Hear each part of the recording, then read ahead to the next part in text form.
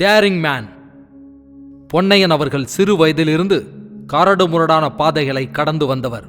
அந்த பாதைகளில் பூக்களோ வண்ண பூஞ்சோலைகளோ கிடையாது, அனைத்தும் முட்கள்தான். ஆம், நல்லவர்கள், கெட்டவர்கள், கூட இருந்து குளிபறித்தவர்கள், துரோகம் செய்தவர்கள், அத்தனை பேரையும் சந்தித்து அந்த சந்திப்பில் அவர்கள் அனைவரின் மனசையும் மாற்றி மனிதனாக்கியவர் பொன்னையன். ஒருவர் எந்த வேலையை செய்ய தகுதியானவர் என்பதை யோசித்து முடிவெடுக்கக்கூடியவர் பொன்னையன். அவ்வாறு எடுத்த பொன்னையனின் முடிவு கடைசி வரை சரியாகவே இருக்கும். அப்படி யோசித்து பொன்னையன் முடிவெடுத்து ஒருவரை வேலைக்குச் சேர்த்தார். அவர்தான் ரமணன். கொஞ்சம் இந்தி தெரிந்தவர்.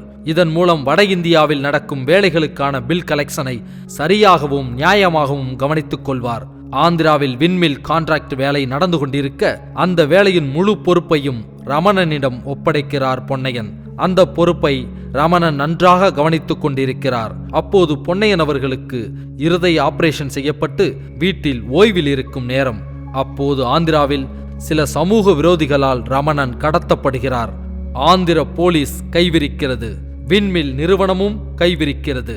இதை கேள்விப்படும் பொன்னையன் வேதனையில் துடிக்கிறார். பொன்னையன் அவர்களுக்கு பணம் புகழ் முக்கியமல்ல, தொழிலாளிகள்தான் முக்கியம். அவர்கள் இல்லாமல் இந்த உலகத்தில் எவனும் முதலாளியாக முடியாது என்பது பொன்னையன் அவர்களுக்கு தெரியும். அவரும் உழைப்பாளிதான், தொழிலாளிதான். அதன் பிறகுதான் அவர் முதலாளி என்பதை உணர்ந்தவர் பொன்னையன் அவர்கள். ஆந்திரா சென்று சமூக விரோதிகளை சந்திக்க முடிவெடுக்கிறார். குடும்பத்தில் அனைவரும் தடுக்கின்றனர், டாக்டர்கள் தடுக்கின்றனர். நாம சாப்பிட்ற சாப்பாட்டில இருந்து இன்னைக்கு இருக்கிற வீடு வரைக்கும் ரமணன் மாதிரி தொழிலாளிகளோட உழைப்பு. அவங்களுக்கு ஒரு பிரச்சனை நடக்கும்போது நான் அங்க போய் நின்று காப்பாத்தலனா நான் இந்த பூமியில மனுஷனா வாழ்றதுக்கு தகுதி இல்லாதவன் ஆயிருவேன் என்று பொன்னையன் அவர்கள் எல்லோரின் எதிர்ப்பையும் மீறி இருதய ஆபரேஷன் செய்யப்பட்ட நிலையில் பொன்னையன் மட்டும் தனியாக ஆந்திரா புறப்படுகிறார். ரமணனை கடத்தி வைத்திருக்கும் அந்த சமூக விரோதிகளை சந்திக்கிறார். அவர்களுடன் பொன்னையன் உரையாடுகின்றார். அவர்களும் கோபத்தில் தான் உரையாடுகின்றனர்.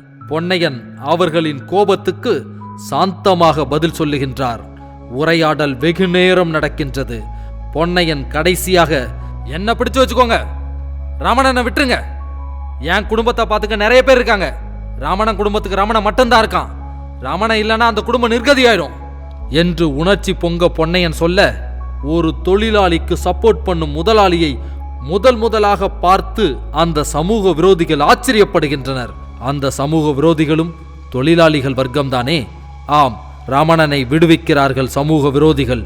பொன்னையன் அங்கிருந்து ரமணனை அழைத்து வர ரமணன் குடும்பமும் மற்ற தொழிலதிபர்களும் பொன்னையனின் இந்த செயலை பார்த்து ஆச்சரியத்தில் ஆழ்ந்து போகின்றனர்.